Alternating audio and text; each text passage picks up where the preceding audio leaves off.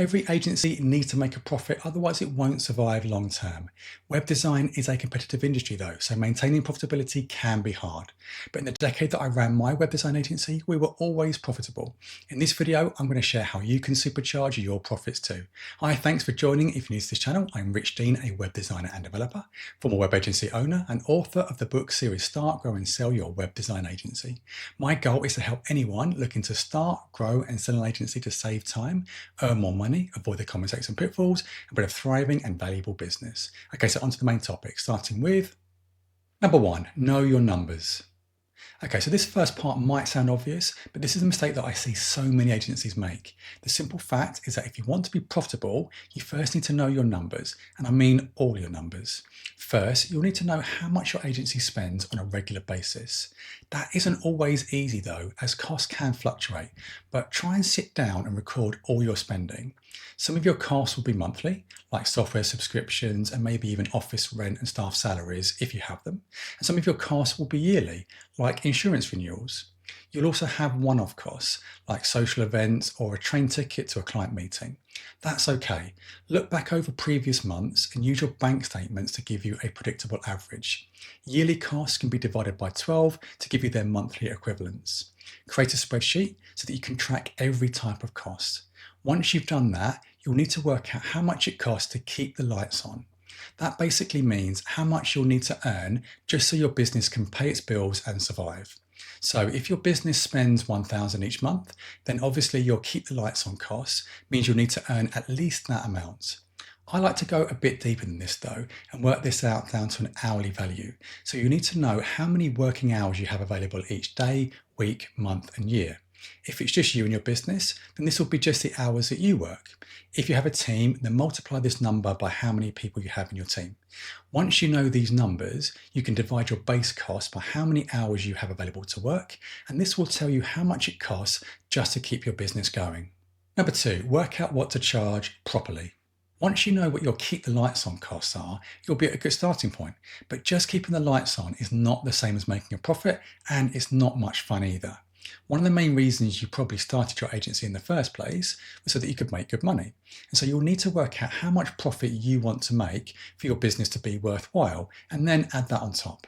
So if your base costs are $1,000 a month, but you want to make $500 in profit, you'll know your business will need to make at least $1,500 each month. Whatever number you choose will be up to you, but just remember that you'll also need to balance this with being competitive. You'll also need to remember that there will be times in your business when you won't actually be making money, like when you're doing admin work, sales or marketing, or just responding to emails. In fact, you'll probably be surprised by just how much non-billable time you'll spend. So it's not just as simple as adding your profit margin to that base keep the lights on cost. It's a lot more complex than that. You'll need further data that breaks down how much you and your team spend doing actual billable work versus how much time is non-billable. You can get that data from tracking your time, and that's something I'd always recommend that you do. That will then give you your utilization rate. If you only spend, say, 50% of your time on billable client work and the other 50% on non-billable admin, then your utilization rate will be, you guessed it, 50%. That rate will affect how much you charge. If you just added your profit onto your base keep the lights on cost, you won't make enough money from your billable time to cover your non-billable time, so you'll probably lose money. I talk about this in a lot more detail in my second book, Grow, but as a simple rule, the hourly rate that I used to charge clients was usually 3 to 4 times my base keep the lights on hourly cost, just to account for all that non-billable time and the profit. Again, that number will be unique to your business and your numbers. But if you've never done this, then before you can even think about maximizing your profits, you'll need to take the time to work out all your numbers so that you can be absolutely confident that you're charging enough to cover your base costs, account for that non-billable time, and also make a healthy profit. Number three, do more for less. Okay, before we get into this one, I need to ask you a really big favor. We're a new channel, and so it will really help us a lot if you could like this video, subscribe if you haven't already, and also share this content with anyone else you think could benefit from it. It takes a lot of time to make these videos, so this will really help YouTube to recognize our content, and it will mean we can carry on making videos like this that help people. Okay, back into it. So once you've run your agency for a while, you'll probably realize that there's a constant friction between what you want or need to charge versus what clients want or are prepared to pay. Web design is a really competitive industry, so unfortunately, there will be no shortage in other web designers and agencies who will be happy to undercut you if it means that they get the work, even if what they offer isn't as good. It's not worth getting upset about, though. That's just the way that all markets operate, and it's actually a good thing as it focuses us to always look for ways to do things better. So once you've worked out those base costs that we looked at earlier, it's time to optimize. So think, how can you do more for less? Now, this isn't about cutting corners or doing shoddy work. It's about constant improvement and efficiency. You'll need to look at both sides of the equation. First, it's about looking outwards. How can you charge as much as possible? That's not about being greedy, it's about maximizing value. Can you improve the quality of what you offer? Can you target higher value clients? Can you look to win bigger, more valuable projects? How can you do all of that? Second, it's about looking inwards. How can you reduce your costs and maximize efficiency? Again, it's not about cutting corners or stripping back unnecessarily.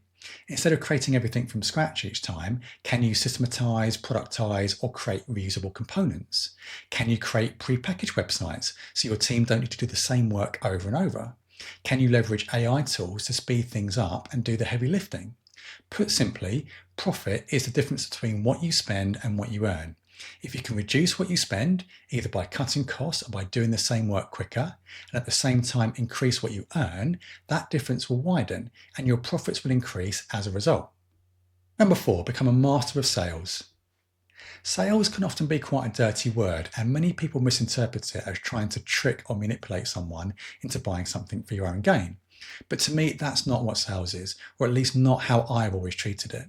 Sales is an unavoidable part of running any agency, though. So whether you as a business owner are responsible for sales and new business, or whether you employ people to do this for you, your agency will need to sell new websites to clients. But I think the difference for me is that I've always viewed sales as a healthy two-way process. It's about understanding what the client is looking for and then marrying that to what you can offer.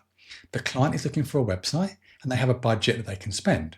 If the agency can offer them a website that meets their needs and is at a cost that the client likes, then you have a deal. So sales is never about convincing a client to do something.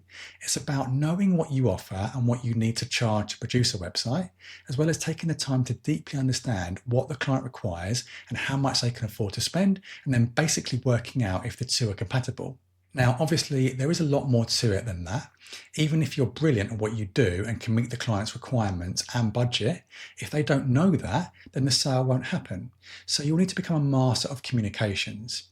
You'll need to become an expert in communicating what you would deliver for the client, as well as why they should choose you, and also how to overcome any objections they may have.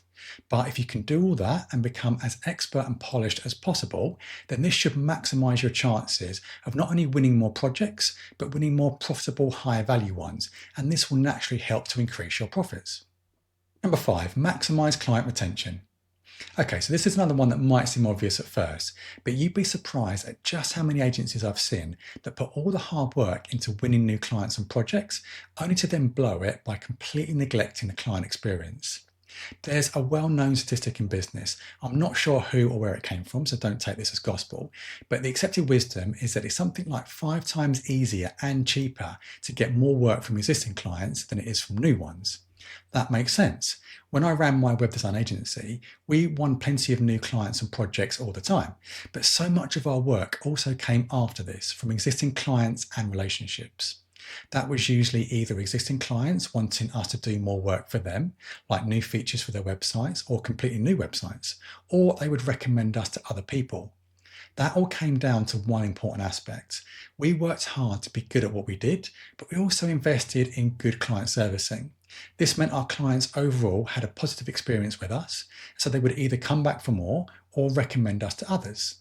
This meant we would pretty much always have a healthy amount of work, which itself meant we wouldn't need to heavily discount to try and win new projects. Overall, that contributed to having a healthy profit margin.